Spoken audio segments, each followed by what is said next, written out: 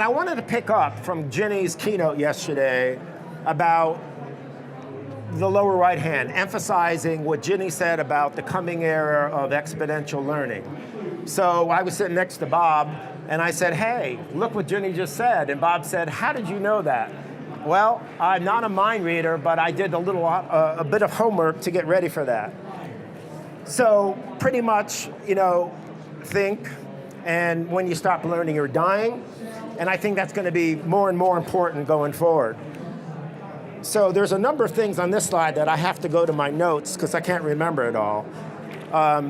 So this was really a phenomenal post by Beth Comstock about emergent organizations. And she had it broken down into 6 key themes that I'll amplify around. We kind of know most of this, but there's other ones that are not readily bubbled up in the literature out there. The first one is pretty straightforward, and so is number 2 about empowering. But regarding number 3, it isn't just modus operandi.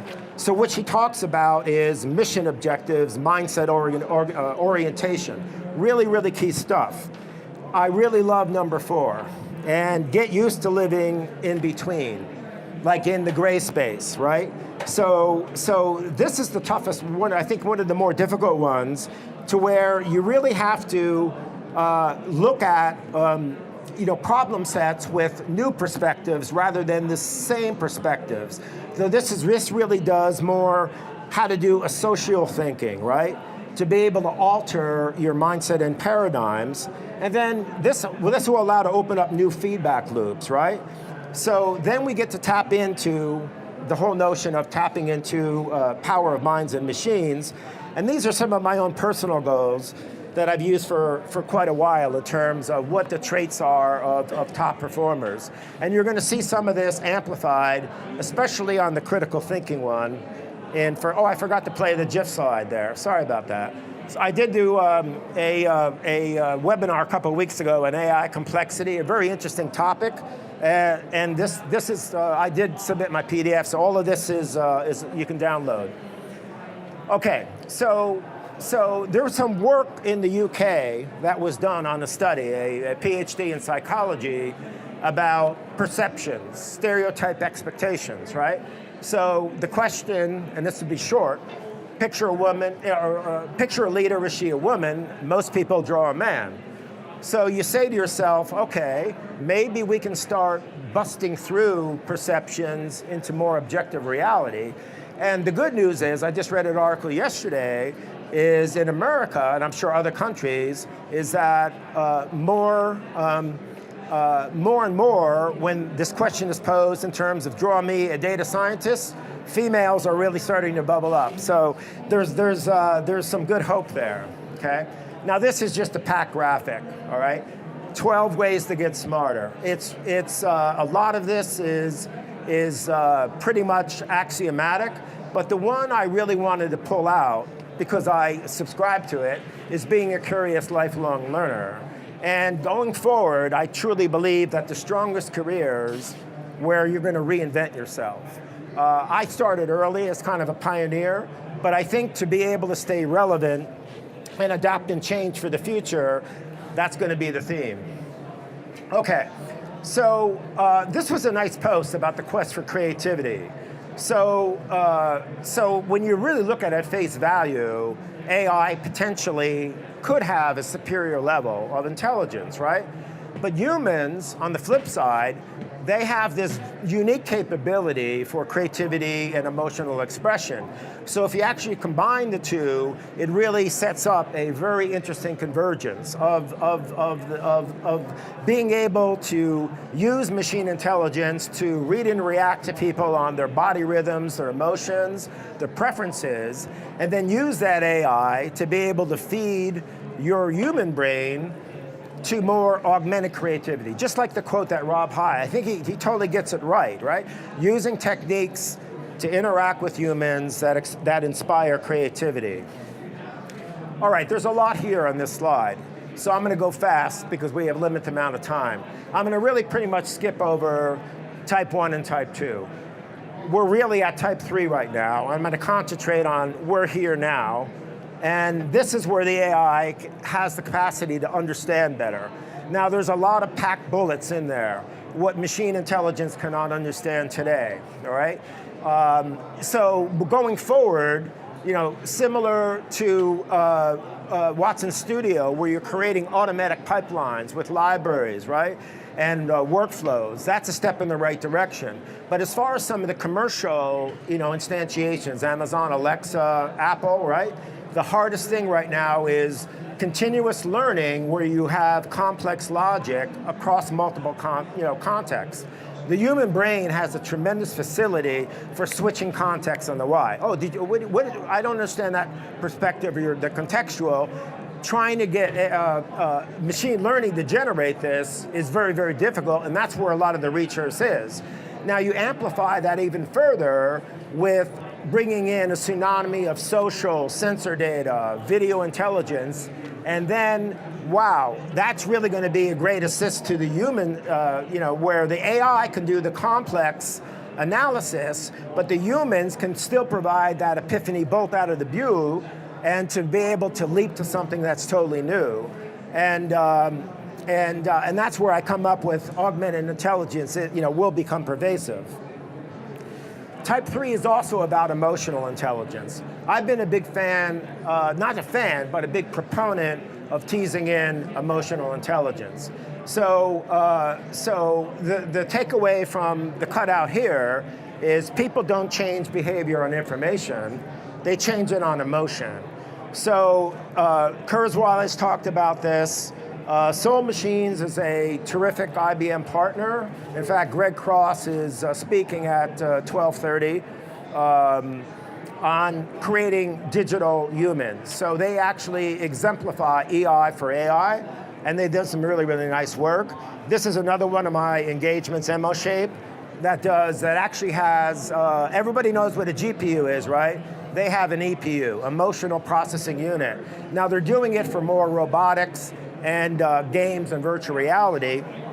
And then there's another company, Robbie AI, that can predict and assess and predict motions in the real world in the wild. Now, most of the emotional intelligence of the companies, without naming names, they need it in a controlled environment. But when you're out there in an ambient space, whether it be at like hospitality or retail, if you can actually, glean insights from them, not just a basic emotion, but Robbie goes to non-basic emotions. So they can detect things like frustration, similar to the people in the registration line on Monday. So that's valuable, because no one does surveys anymore.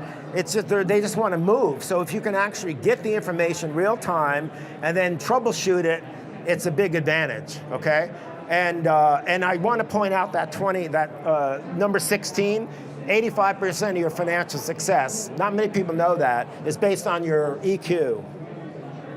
Okay, so the other reason about this is that AI, really needs to understand, the facial cues, et cetera. So there was a post in Futurism about trash talk could help AI, humans and robots. So has anybody seen any trash talking on the show floor? I think that's something that's really something that's going to make it much more natural. This is really kind of a traditional slide about the whole reimagining business processes with algorithms, right? Because machines can tend to vastly more information. And there's we're not going to get into Dominguez. He's got a great book, The Master Algorithms. There's a number of different methods there. I had to have my cutout to at least a couple analytics slides, since that was framed on it.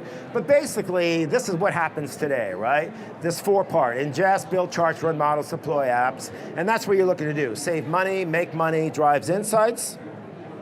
But the next gen is really starting to tease in more AI with mixed reality.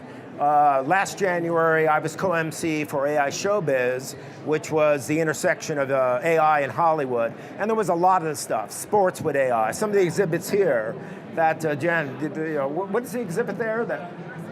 Yes, pervasive insights. That's a great example. So, oops, I wanted to go back to that slide. So this is the type of thing where you really want to have automated analytics across all departments, and you can, and this is where the AR will help power storytelling with faster time to insights. Oh, that's what I wanted to show you there. That's what we're looking at, and you probably have it in your demo as well. Okay, so going forward, it's all about augmented intelligence. And we know about the insights revolution, but sometimes you have to stop and pause and think that 90% of the information transmitted to the brain is visual. Wow. So this pretty much necessitates this whole notion of using other types of enablers, AR, mixed reality, VR, and that's why the contention here. So this was a recent post about the 9 AI companies, and as an advisor, mostly the startups, I'll do big company engagements occasionally. I think this whole notion of decentralized AI really has some good connotations, and for startups, they have to be really, really quick. If they really want to make their mark, it's, all of this is a competitive advantage for players big and small. Okay. I've made presentations where I do a deeper dive on this, but this is I think this came out of Davos as far over 15 trillion of global GDP gains by AI. And this was a cutout map. I've used the slides before. I really think going forward, it's going to be a question of haves and have-nots. When you look at that graph, right? I mean, look at the China 7 trillion in gains, which is almost double USA. And you can just see the projections here in terms of the ramifications and why AI is, this is spoken about quite a bit. Okay, so really, you're starting to really see this fusion of sorts of automation with augmentation. It's really kind of like a duality, because EAAS, they help humans do these complex tasks that are either beyond their cognition or inefficient for humans to do, right?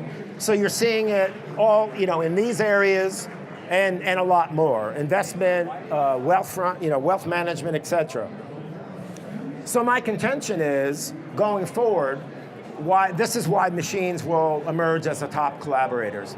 Now, the metric that I always use is this thing called collaborative overload, right? So this is a study that was done, it came out of HBR.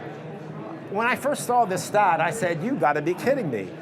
20 to 35% only come to 3 to 5% of employees, value-added collaborations. That begs the question, what the heck are the other people doing? So yes, so when machines can vastly attend to more complex processes, many jobs will be automated, but it will drive human capital to higher order things like where imagination, creativity, and strategy really, really comes to the fore. So augmented intelligence also redefined management. So this was a nice article from Accenture where they said, these are the things. Let AI do this stuff, and by virtue of doing this, you can take full advantage in terms of that emergent organization slide that I had up there, right? So Gartner has, by 2018, more than 3 million workers will be supervised, and then one of the jobs robots will take over is condensating white man. That was supposed to be a joke. So the strategy, the rise of strategy, let's not get too complacent about it. While we're ahead right now, there are some deployments today where you're putting AI in the boardroom and other high level, and that is going to be more pervasive going forward. So the 4 kinds of the work in the future, I like the 2 on the right. It's not Uber, the car service, but it's really Uber empowered. If you're like me, you're doing the gig economy. This is where you can leverage technologies like we see here on the show floor. But if you're still, full-time work, I think this is what you can do in the company to be able to really take advantage of the empowerment stuff that Ginny was looking for as far as being this lifelong learner.